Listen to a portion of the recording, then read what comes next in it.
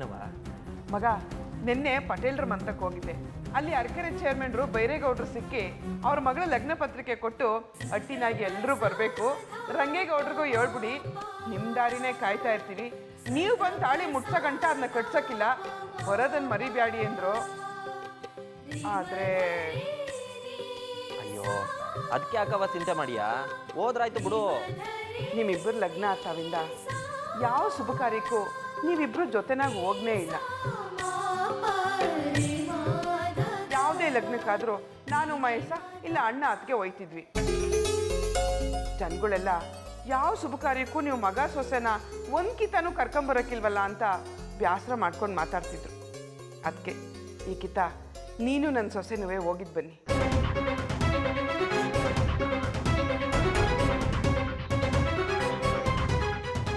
ಮನೆ ಮುರ್ಕಿ ಏನೋ ಸಂಜೆ ಮಾಡೋಂಗವಳೆ. ನೀವಿಬ್ರು ನನ್ನ ಸೊಸೆ ಕುಟೆ ಸೇರ್ಕೊಂಡು ನನ್ನ ಜಾಡ್ ಹಿಡಿಯಕ್ಕೆ ಹೊಂಟಿರುವಾಗ ಅದು ಹೆಂಗೆ ತೆಪ್ಪಿಸ್ಬೇಕು ಅಂತ ಪ್ಲಾನ್ ಮಾಡೋಕ್ಕೆ ನನಗೆ ಬರೋಕ್ಕಿಲ್ವೇ? ಅದೆಂಗೈತದೆ? ಹೊರಗಡೆ ಮಳೆ ಯಾವಾಗ ಬರ್ತದೆ ಅಂತ ಹೇಳಕ್ಕಾಗಕ್ಕಿಲ್ಲ. ಈಗೇನು ಬೇಡ ಹೋಗೋದು. ಅವ್ವ ಹೇಳದ್ಮೇಲೆ ಮುಗೀತು.